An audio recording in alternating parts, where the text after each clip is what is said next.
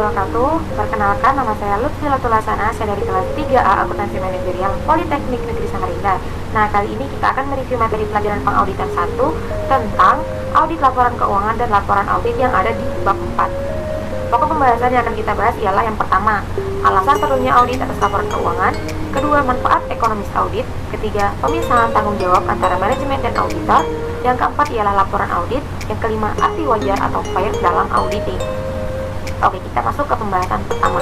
Mengapa sih ada alasan perlunya audit atas laporan keuangan? Nah, ini ada alasan kenapa audit itu diperlukan atas laporan keuangan. Yang pertama ialah karena adanya perbedaan kepentingan, yang kedua konsekuensi, yang ketiga kompleksitas, dan yang keempat keterbatasan akses. Perbedaan kepentingan yang dapat menimbulkan konflik antara manajemen sebagai pembuat dan penyaji laporan keuangan dengan para pemakai laporan keuangan. Yang kedua, konsekuensi, di mana laporan keuangan merupakan informasi yang sangat penting bagi pemakai, investor, kreditor, dan para pembuat keputusan ekonomi lainnya yang mengandalkan laporan keuangan yang dipublikasikan tersebut.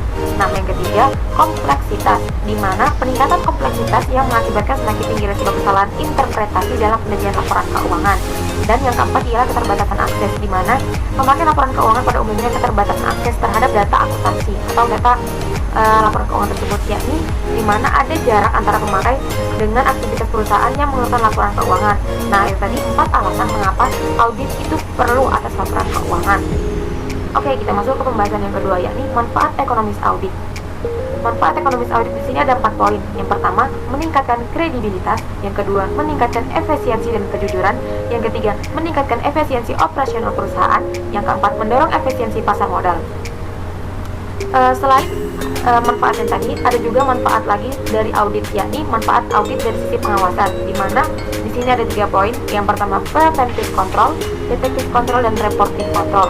Preventive control ialah tenaga akuntansi akan lebih bekerja berhati-hati dan akurat bila mereka akan di audit, atau mereka menyadari bahwa akan laporan keuangan yang mereka perbuat akan diaudit. Yang kedua adalah detective control, di mana suatu penyimpangan atau masalah yang sudah terjadi lazimnya akan dapat diketahui dan dikoreksi melalui proses audit. Jadi jika ada penyimpangan di laporan keuangan sebelumnya akan dapat terungkap. Selanjutnya ialah reporting control, di mana setiap kesalahan perhitungan, penyajian, atau pengungkapan yang tidak dikoreksi dalam keuangan akan disebutkan dalam pemeriksaan. Kita masuk pembahasan yang ketiga, yakni pemisahan tanggung jawab manajemen dan auditor. Nah, di sini jelas banget ya teman-teman ya, pemisahan tanggung jawab manajemen dan auditor, di mana manajemen bertanggung jawab atas pembuatan dan isi laporan keuangan yang dimuat dalam asersi atau pernyataan manajemen. Sedangkan auditor itu bertanggung jawab memberikan pendapat mengenai kewajaran laporan keuangan yang telah dihasilkan oleh manajemen. Kita masuk ke pembahasan yang keempat, yakni mengenai laporan audit. Apa sih laporan audit itu? Laporan audit merupakan alat formal untuk mengkomunikasikan suatu kesimpulan yang diperoleh mengenai laporan keuangan auditan kepada pihak yang berkepentingan, yang dimana pendapat audit tersebut disajikan dalam laporan tertulis yang umumnya berupa laporan audit bentuk baku. Laporan audit bentuk baku itu apa sih? Nah, laporan audit bentuk baku itu memuat suatu pernyataan auditor independen bahwa laporan keuangan yang telah disajikan itu disajikan secara wajar dalam semua hal yang material, posisi keuangan suatu satuan, hasil usaha, dan aruskah sesuai dengan prinsip akuntansi yang berlaku umum. Terus laporan audit baku terdiri dari 3 paragraf. Yang pertama ialah paragraf pengantar, paragraf lingkup, dan paragraf pendapat. Nah, apa aja sih 3 paragraf ini? Oke, kita bahas selanjutnya. Nah, sebelum kita masuk ke paragraf-paragrafnya, kita juga harus tahu nih teman-teman, apa sih unsur-unsur dari laporan audit? Di sini ada 11 unsur laporan audit, di mana 1, nama kantor akuntan publik, yang kedua ialah judul, yang ketiga nomor laporan, yang keempat pihak yang dituju, kelima paragraf pengantar, keenam paragraf lingkup, ketujuh paragraf pendapat, 8 nama dan tanda tangan auditor, yang ke-9 tanda tangan dari manajer kantor akuntan publik, yang ke-10 nomor izin dan nomor register auditor, yang terakhir ialah tanggal laporan audit. Nah, jadi kita jika ingin menyusun sebuah laporan audit, maka harus mengerti dulu apa-apa saja yang diperlukan dalam laporan audit tersebut. Oke, kita akan membahas mengenai paragraf pengantar. Paragraf pengantar itu di mana terdapat 3 kalimat dalam paragraf tersebut. Isinya ialah kalimat pertama menjelaskan objek yang menjadi sasaran audit. Terdapat 2 hal penting, yaitu 1, auditor memberikan pendapat atas laporan keuangan setelah ia melakukan audit atas laporan keuangan tersebut. Yang kedua, objek yang diaudit oleh auditor adalah laporan keuangan pelayan.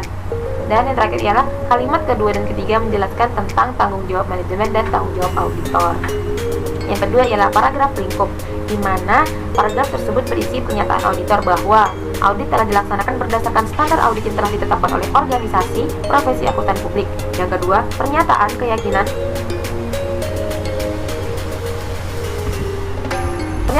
bahwa audit yang dilaksanakan berdasarkan standar auditing memberikan dasar yang memadai bagi auditor untuk memberikan pendapat atas laporan keuangan.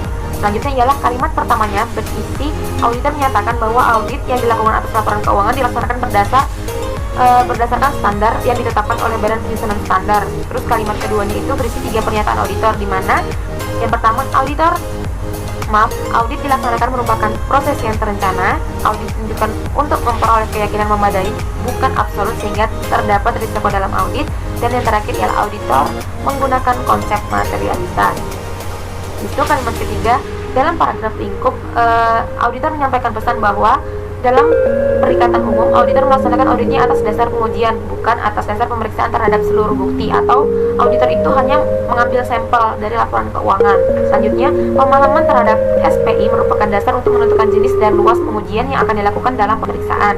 Yang ketiga, luas pengujian dan pemilihan prosedur audit ditentukan oleh pertimbangan auditor atas dasar pengalamannya. Dan yang terakhir, auditor melakukan pemeriksaan atas bukti yang tidak hanya terbatas pada catatan akuntansi klien, namun mencakup informasi penguat. Kalimat keempat menjelaskan bahwa auditor menggunakan pertimbangan dalam menetapkan dan mengevaluasi penyajian laporan keuangan yang dilakukan oleh manajemen. Yang kelima ialah mengidentifikasi keterbatasan lain audit, yaitu bahwa pendapat yang dinyatakan oleh auditor hanya dilandasi oleh dasar yang memadai dan memberikan pernyataan bahwa auditor telah membuat simpulan positif mengenai lingkup pekerjaan audit yang telah dilaksanakan. Nah, yang terakhir kita akan membahas mengenai paragraf pendapat, yang dimana paragraf pendapat merupakan paragraf yang digunakan oleh auditor untuk menyatakan pendapatnya mengenai laporan keuangan, yang dimana terdapat 4 tipe pokok laporan audit yang diterbitkan oleh auditor. Oke, kita akan membahas pembahasan terakhir nih teman-teman, yakni arti wajar FAIR dalam laporan keuangan. Apa sih arti wajar FAIR dalam laporan auditing itu? Dalam auditing, kata FAIR atau wajar berarti bebas dari keraguan-raguan dan ketidakjujuran atau free from bias and destiny, serta lengkap informasinya atau full disclosure. Nah, jenis-jenis pendapat auditor itu apa aja sih? Di sini ada 5 jenis pendapat auditor. Di antaranya 1. Pendapat wajar tanpa pengecualian. 2. Pendapat wajar tanpa pengecualian dengan tambahan pembahasan penjelasan. Yang 3. Pendapat wajar dengan pengecualian. Keempat, pendapat tidak wajar. Dan yang terakhir ialah pernyataan tidak memberikan pendapat. Apa sih pendapat wajar tanpa pengecualian? Nih, pendapat wajar tanpa pengecualian itu ialah pendapat yang diberikan auditor jika yang pertama, tidak terjadi pembatasan dalam lingkup audit. Yang kedua, tidak terdapat pengecualian yang signifikan mengenai kewajaran dan penerapan prinsip akuntansi yang berlaku umum dalam penyusunan laporan keuangan. Yang ketiga, konsistensi penerapan prinsip akuntansi yang berlaku umum. Yang keempat ialah pengungkapan yang memadai dalam laporan. Oke, kita masuk ke pembahasan yang kelima, yakni tentang arti wajar atau FAIR dalam laporan auditing. Arti wajar FAIR dalam auditing berarti bebas dari keraguan-raguan dan ketidakjujuran atau free from bias and dishonesty, serta lengkap informasinya atau full disclosure. Nah, dalam laporan auditing ada beberapa pendapat auditor. Yang pertama ialah pendapat wajar tanpa pengecualian. Kedua, pendapat wajar tanpa pengecualian dengan tambahan bahasa penjelasan. Yang ketiga, pendapat wajar dengan pengecualian. Keempat, pendapat tidak wajar. Yang kelima, aku nggak bisa hitung.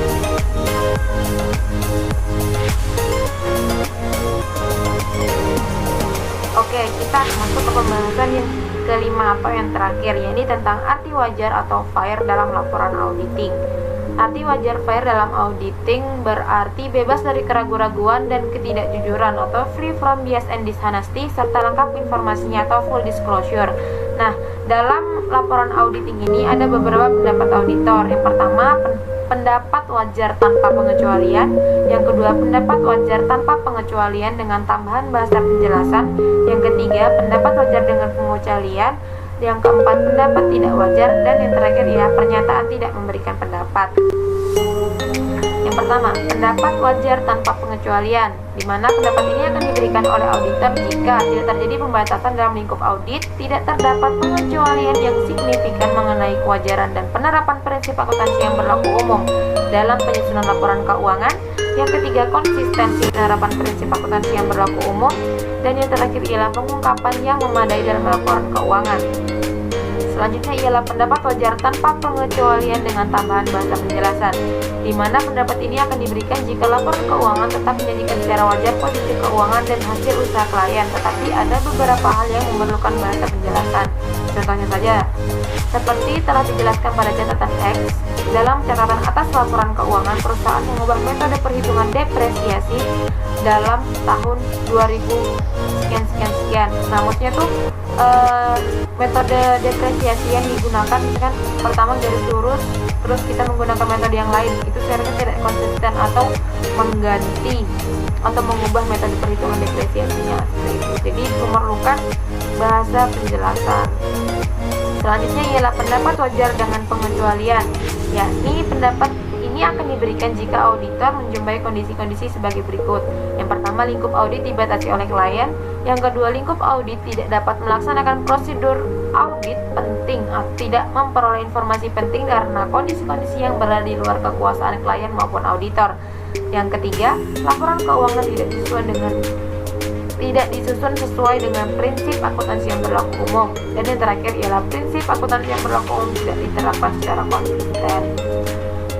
Selanjutnya ialah pendapat tidak wajar, di mana pendapat ini akan diberikan jika laporan keuangan klien tidak disusun berdasarkan prinsip akuntansi yang berlaku umum, sehingga tidak menyajikan secara wajar posisi keuangan, hasil usaha, perubahan ekuitas, dan arus kas. Serta yang terakhir ialah pernyataan tidak memberikan pendapat.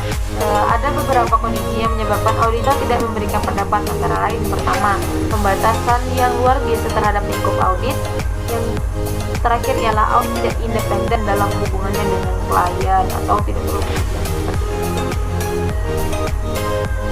Sekian, terima kasih review materi yang dapat saya sampaikan. Kurang lebihnya saya mohon maaf. Saya akhiri. Assalamualaikum warahmatullahi wabarakatuh.